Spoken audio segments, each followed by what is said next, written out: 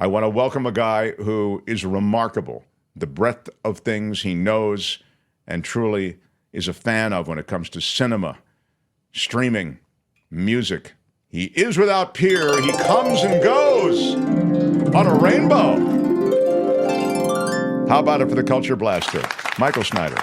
Yeah, Mark, I checked in with Mr. Predicto an hour ago, and he said you were going to go really, really long, and I should gird my loins, and so I've done so. All right. And, he's kind of a charlatan, but he was right this time. Right. Look, it behooves me to say this before we get down to business. I'm riding with Biden. Huh? I'd walk a mile for a Kamala, and I am not going to sway from voting blue, voting Dem, no matter who they present as our presidential candidate. Yeah. It's just the way it behooves is a ding. I just thought I'd throw that out there. Thank you. It may be a little premature since it's actually Sunday, but let me be the first to wish you and yours a happy Bastille Day 2024. What happened on Bastille Day, Michael? They stormed French the Bastille? Stormed the Bastille. Liberté, égalité, fraternité. Although, to be honest, I never joined a fraternity back in college. Not my thing. On the other hand, I am a big fan of liberty and equality. Yeah. And do you have any Bastille Day plans, Mark? My mother is a massive Francophile, as you know. She is, I assume, doing something for Bastille Day. I will be spending my Sunday storming the local patisseries, gorging on croissants and pain au chocolat, and maybe washing them down with absinthe. Don't judge me, mon frere. Yeah. And by the way, before we get to the movies, Bardo a Go-Go's Bastille Day party is Saturday night. That's tomorrow night, July 13th, at the Rickshaw Stop with DJ Brother Grimm. It's a celebration of French independence at the stroke of midnight as Le 14 Juillet, July 14th, officially kicks in on the left coast, and you can dance to vintage French yé pop from the likes of Serge Gainsbourg, France Gall, Jacques Dutronc, and many more. And all the kids show up in their mod 60s style. Oh, that's garb. kind of cool. It's so much fun. And they do it annually at the Rickshaw Stop in San Francisco. Well, this Trevor says a classic Michael Snyder time waster. That's exactly what it is. I'm going to give tit for tat, my friend. Julie says, Michael, just love your wit. Isn't that sweet? That is kind of you, Julie, and I love you listening and being so supportive. Let's talk movies because we do have a limited amount of time. Yes, sir, please. Fly Me to the Moon is a meet-cute period romance, but it's also a workplace comedy, and the workplace is NASA in the late 60s. It's a toothless but sometimes amusing conspiracy thriller about the Apollo 11 mission to the moon, and it's a proto-feminist tract about what a smart, savvy gal needed to do to be taken seriously in the pre-women's lib days. Is it one of the hidden figures, one of the three women who talked it? No, it's sir. Not a follow-up spin-off on that? No, the issue here, by the way, is that this movie doesn't know what it wants to be, even as it wants to be so many things. Okay, here's the setup. Okay. America is on the verge of its space program, sending men to land on the moon, but the public is not so on board after a tragic accident on the launch pad. And if you know, you know. You know what I'm talking about. Yeah, and that's that's an actual accident. Congress wants to trim the budget, scotching the moon mission to some extent. So the powers that be decide to hire Manhattan marketing whiz Kelly Jones, played by Scarlett Johansson. This is the fictional stuff, by the way. I see. It's against the real backdrop you just described. Exactly. But now it's a and fiction. so she's compelled to travel to Cape Canaveral in Florida and burnish NASA's image to get the financing needed. There, she meets handsome, stuffy launch director Cole Davis, played by Channing Tatum, and sparks fly, yeah, kind of. They're initially oil and water, and you know how these things go. There seems to have been a serious desire to depict the nuts and bolts of the Apollo program in a somewhat accurate way. And then there's the secret agent antics of Woody Harrelson's character, who wants Kelly to oversee a PR failsafe in case the mission goes bad. And that's part and parcel of the film. And since we're supposed to root for Kelly and Cole, I was just grateful that ScarJo and to a lesser extent Tatum delivered to a point. Their chemistry and the rom-com aspects of this is decent, but it doesn't fizz in a way that would elevate the whole deal. But it is good that Johansson is such a charmer and does have a flair for light comedy, which comes into play. She made the experience of watching this thing pleasurable. And to be fair, the art direction, costuming, and special effects are generally on point. And it does have some genuinely funny scenes, mostly involving a supporting role played by Jim Rash as a bitter avant-garde filmmaker reduced to shooting commercials and then brought into the fold for this PR gesture. Yeah, somebody's saying in the chat that guy steals the movie. Definitely does. By the way, Jim Rash is for those of you like me who are cartoon fans, Jim Rash is the voice of Gyro Gearloose in the wonderful reboot of DuckTales. But I digress. Fly Me to the Moon blasts off into so many different directions that it sometimes loses focus and it undermines suspension of disbelief. And at just over 2 hours, it's pretty cumbersome for what should be breezy entertainment. Two casting notes. Ray Romano plays a stressed-out mission director and does a good job, while a certain Saturday Night Live news anchor related to Scarlett has a cameo that earns a laugh because of who he is. Fly Me to the Moon was directed by Greg Berlanti, the showrunner behind the CW's long-running string of DC superhero dramas. Some were good, some not so good. But with this movie, he moved from science fiction to fiction about science fact. Should they have scrubbed the mission? I'll give it a grudging pass. Pleasant, but not particularly memorable, especially when you consider how memorable the moon landing was to those who were alive when it happened. Fly Me to the Moon is in theaters. It's pointed out by Alan, Sinatra is not heard singing the song title. How could they, he says. Well, probably licensing fees were massive. Yeah, and it's all money's going. Look at this, Audrey W. I don't mean to interrupt, but I think I just... Of course you do. Think of this as a punctuation to your segment. Audrey W. gives us $100.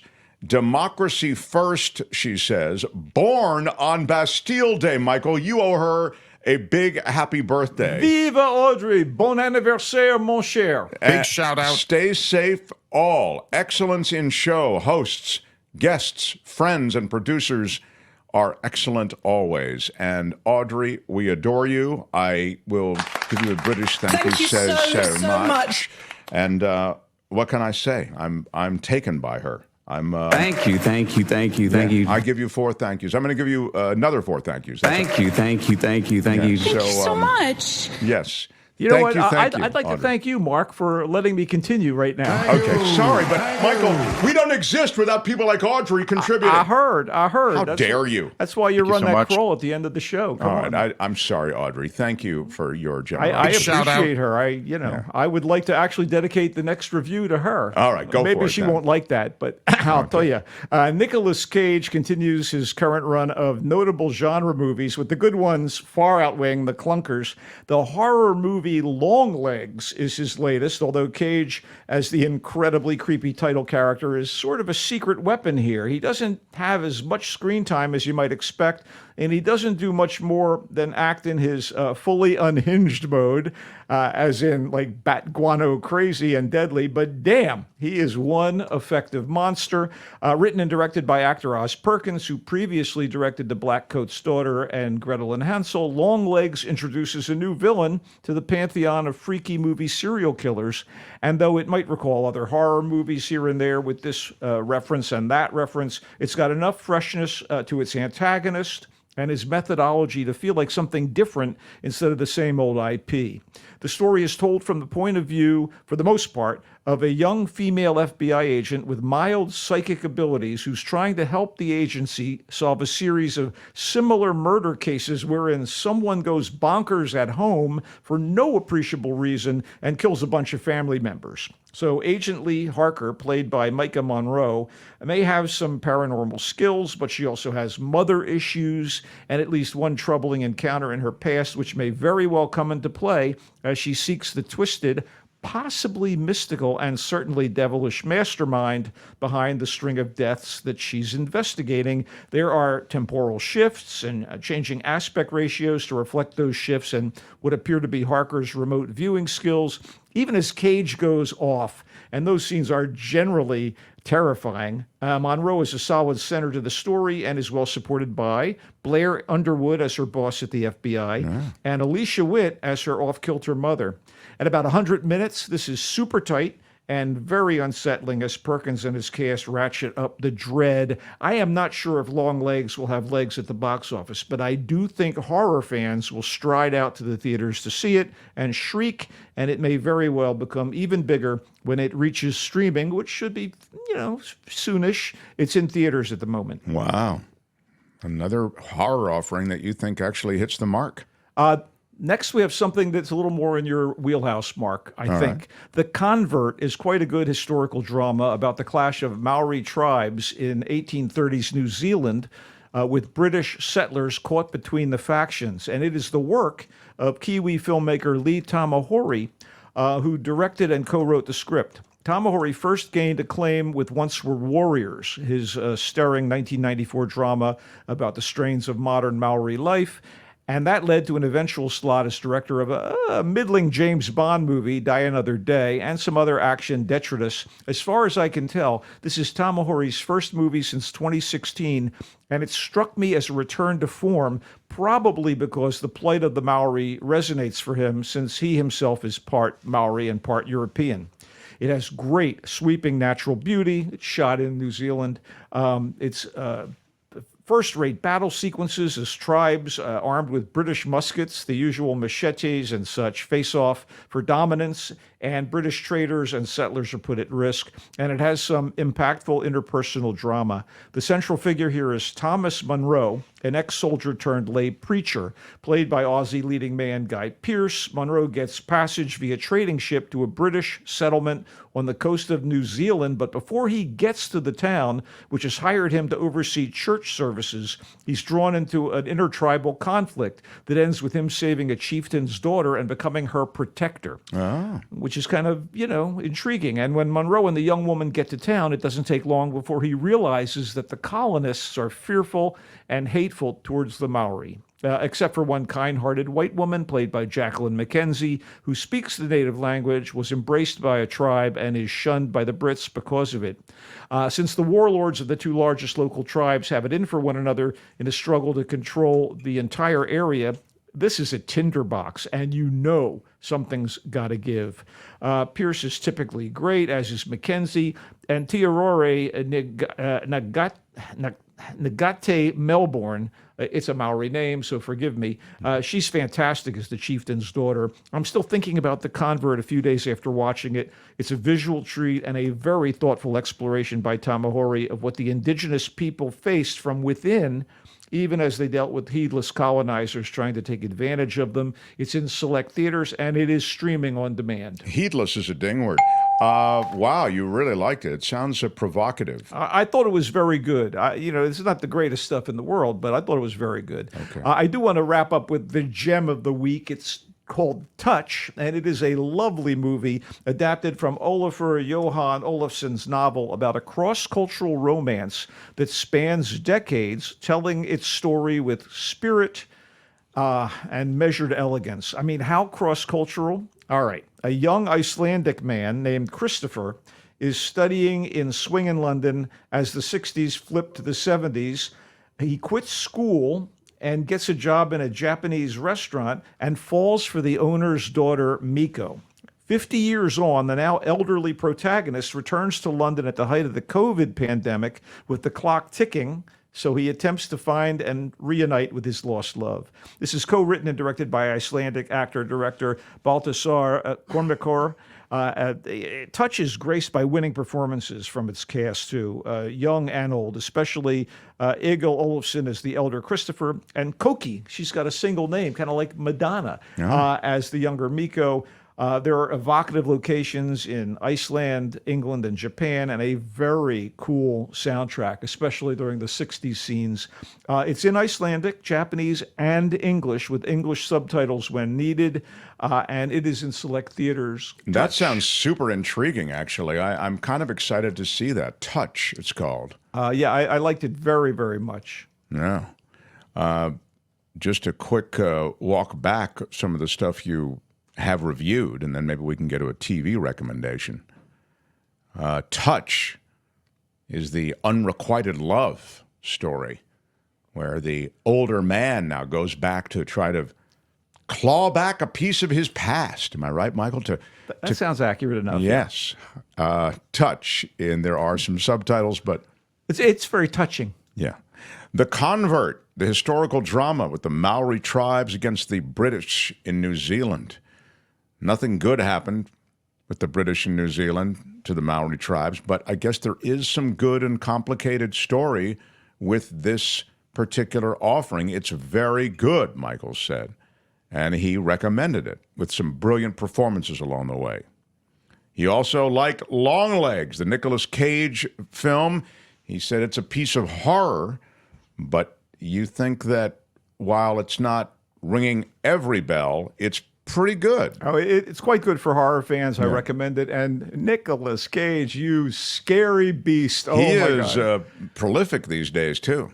He is. Fly Me to the Moon is the period romance, takes place at NASA. Sadly, it doesn't involve the Hidden Figures kids. I would like to see something, maybe they could dust that off and do a spin-off. I love those women. But this is Channing Tatum and Scarlett Johansson. And they initially, of course, don't get along. But then a romance breaks out. And so they're both engineering a moon mission and engineering a romance. I mean, strikes me as intriguing. You, though, said maybe, but kind of misses. No, it's okay. It's okay. You know what? This is my Kim McAllister Gold Star recommendation for the weekend. It's the one movie of the four that I think that Kim would just use as kind of popcorn munching fun. Oh, okay. Well, Kim can take that then and maybe plan her weekend, integrate it into her weekend.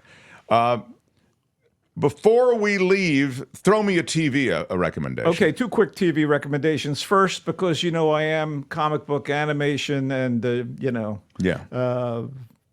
fun boy. Star Trek Prodigy has its second season on Netflix now, moving from Paramount Plus, and it is an animated program about kids that hijack a spaceship and have to deal with Starfleet coming after them, and this is the aftermath of that. Which happened in the first season. And it features a lot of your favorite Star Trek characters voiced by the original actors, and one of the central figures in both seasons is Kate Mulgrew's captain and now Admiral Catherine Janeway, who is a mentor to the kids, first as a hologram and then the real flesh and blood Admiral Janeway. Star Trek Prodigy, it's a family thing. It's fun. If you like Star Trek, it's got a lot of references to the franchise. And for grown-ups, and something rather au courant, lively and timely, Douglas is canceled, which I think you can purchase on Apple TV and Amazon Prime. It's a 3 or 4 episode drama with tongue-in-cheek, with satirical overtones and undertones, created and written by Stephen Moffat, the guy who did Jekyll, did Sherlock, and a pretty terrific Dracula, and was one of the showrunners on Doctor Who. And I bring it up because it's about a news anchor and he's an older man, and his lovely young co-anchor, and they are played by Hugh Bonneville, who is, of course, one of the stars of Downton Abbey, and Karen Gillan, Amy Pond on Doctor Who, one of the stars of the Marvel Universe as, the daughter of Thanos, on top of everything else, Alex Kingston, who was also a regular on Doctor Who, is here as the wife of the Hugh Bonneville character. Hugh Bonneville's character is caught saying something questionable on video at a wedding, and it blows back on him and threatens to overturn his career. And wow. It's, again, Douglas is canceled. I thought it was pretty entertaining and also somewhat thought-provoking. And again, it's on what platform? I think you can get it on Apple TV and Amazon Prime. I think it's for purchase right now, but I'm sure one of the streamers is going to pick it up as part of their format and their schedule. And I love it. Bill of fare. Love it. Find Michael Snyder when he's not here at the Voice of San Francisco, voiceofsf.org. Yeah, thevoicesf.org. Got to put the in there. Thevoicesf.org. He's got musings of all sorts. He's a great writer. He's got scripts that are at studios, and he's modest. He doesn't peacock about this stuff, but he is very talented, and his writing can be seen at thevoicesf.org. Michael? Yeah, buddy. Anything in conclusion? Nothing other than to say to Randy that I thought pretty highly of the Acolyte and talked about it. I don't have a chance to oftentimes look at the chat while we're doing our I segment. see you, Randy. But I wanted to know noticed about that, and yeah, we talked about it here on the Mark Thompson show. Yes, thank you for watching, Randy. He comes and goes on a rainbow. Bye-bye, Michael. Bon 14 juillet, everybody, and go Giants. Yes. Hi, it's Mark, and I thought that was great. Hit the notification bell, you'll know whenever there's a new video being dropped, and please subscribe to our channel to help us save the universe.